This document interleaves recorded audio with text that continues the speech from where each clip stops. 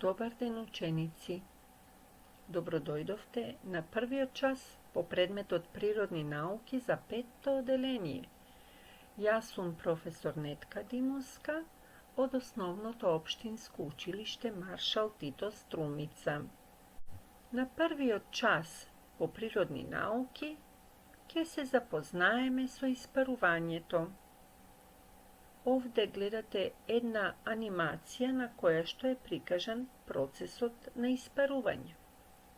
Но, за да се запознаеме со испарувањето и за да дознаеме што е тоа испарување, потребно е да научиме во колку агрегатни состојби се среќаваат материите во природата. Ние сме обкружени со најразлични видови на предмети во природата и тоа сите тие предмети се направени или се составени од некаков вид на материја. А во природата материите се среќаваат во 3 агрегатни состојби. Тие се цврста, течна и гасовита агрегатна состојба. Дали знаете кои материи се во цврста агрегатна состојба? Материи во цврста агрегатна или тврда агрегатна состојба се лед или мраз, потоа стаклото, дрвото, пластиката, најразлични видови на метали, како например железо, бакар, олово, алуминиум, злато, сребро, платина и други. Потоа најразлични видови на кристали, како што се дијамантот, рубин, сафир, смарагд, кои што представуваат благородни кристали и кои што се употребуваат за изработка на најразлични видови на накити. Потоа, тука доаѓаат бетонот, асфалтот, пластиката, цемент и друго. Овде на десната страна имате фотографија на која се прикажани неколку предмети изработени од материи во цврста агрегатна состојба. Гледате садови изработени од пластика, маса изработена од дрво, прстени или накит изработени од металот злато, стаклена чаша или чаша изработена од стакло, автомобилска гума изработена од гума. Кои материи се во течна агрегатна состојба?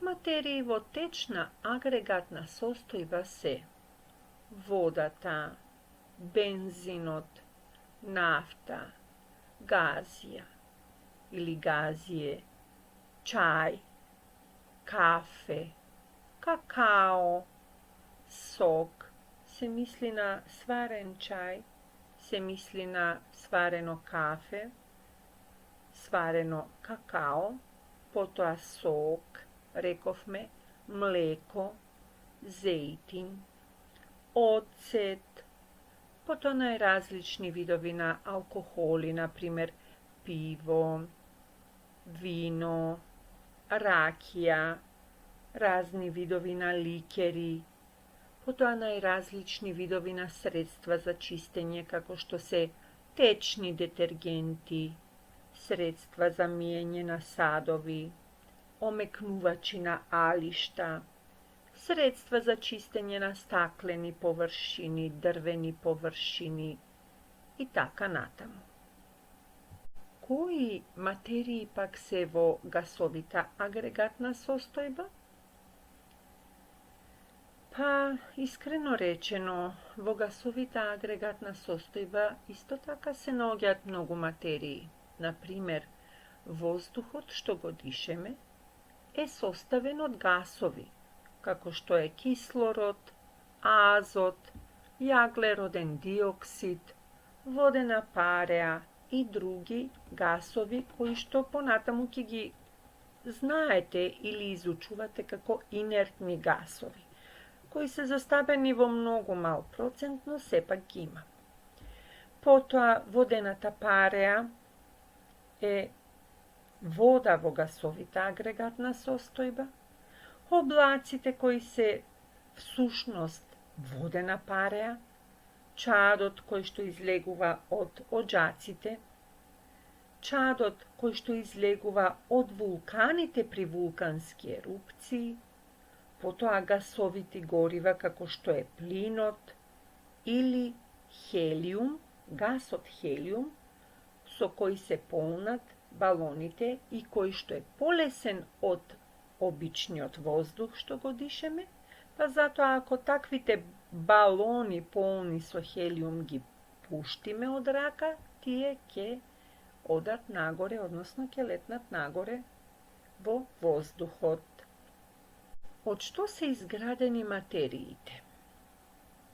Сите материи, деца, без оглед на тоа дали се во цврста, течна или гасовита агрегатна состојба, се изградени од честички.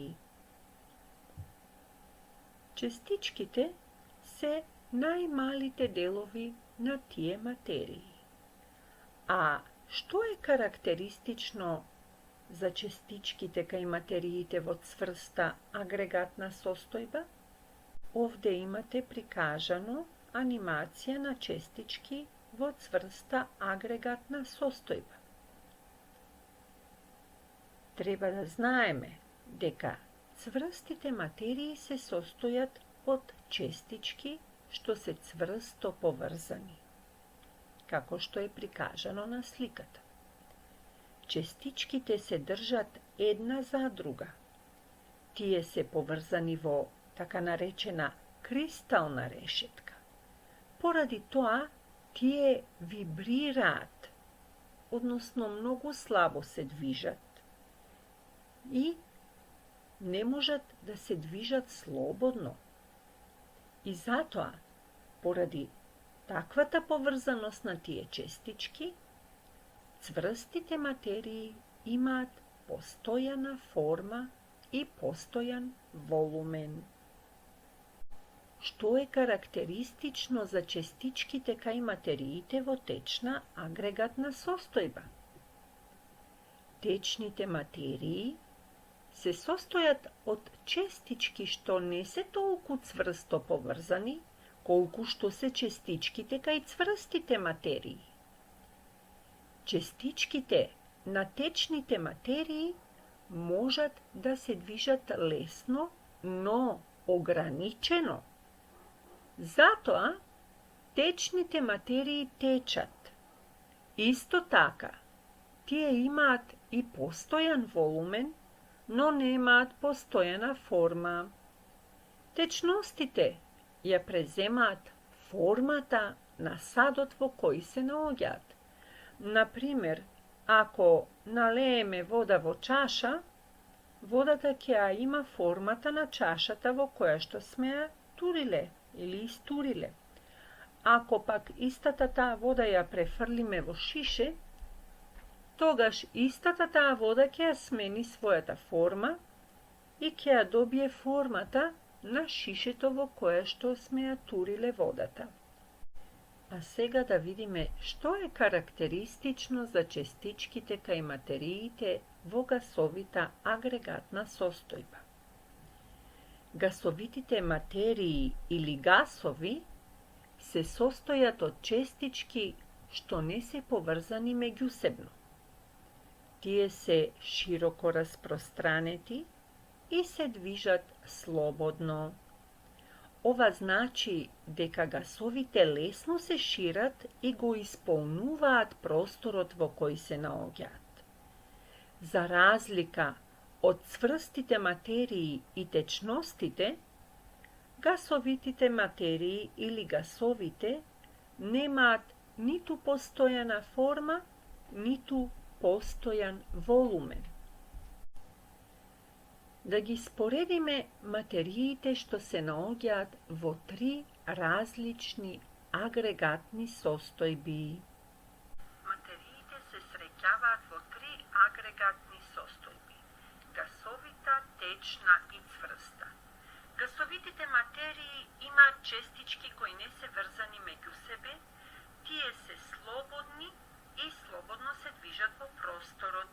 Поради тоа гасовите немаат постојана форма и волумен, а формата ја добиваат во садот што го исполнуваат.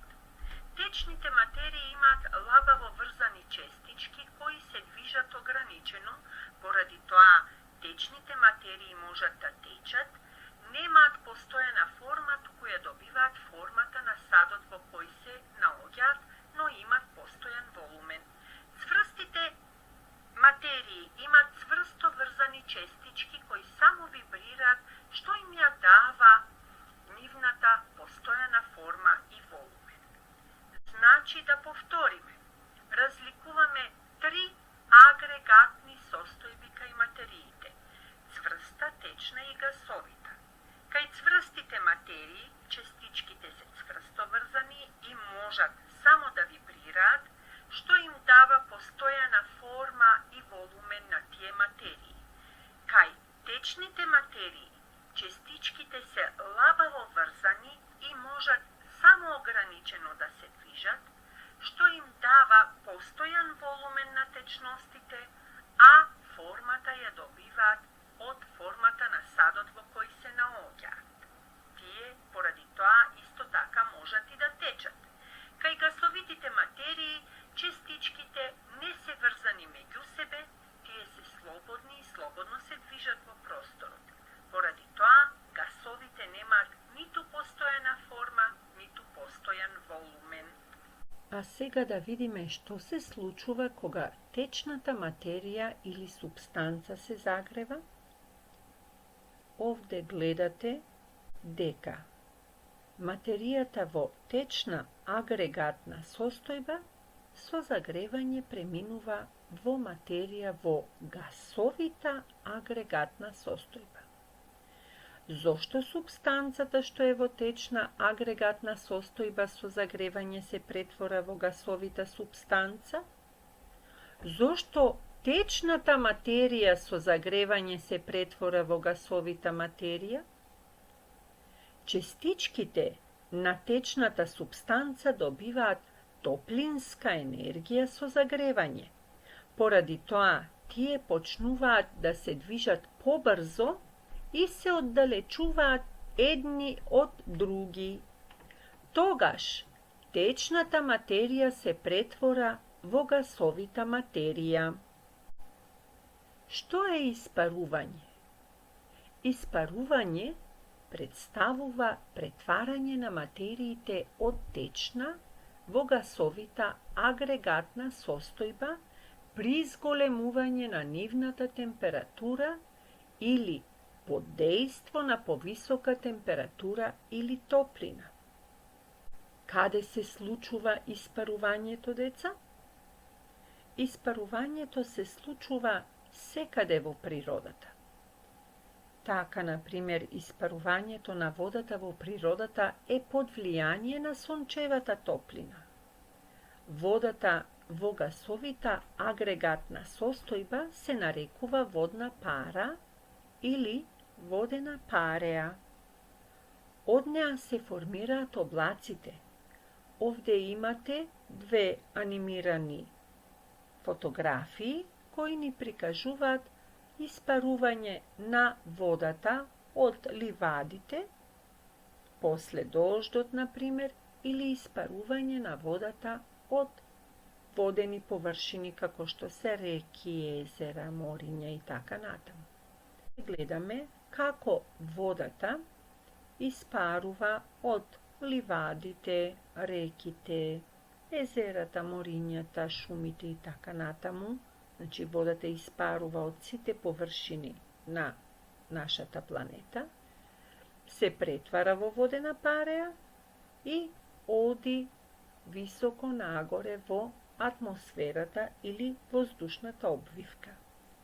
Таму водената пареа создава или формира облаци. Пријатно учење, ученици, ви посакува професор Нетка Димовска од Основното општинско училиште Маршал Тито Струмица.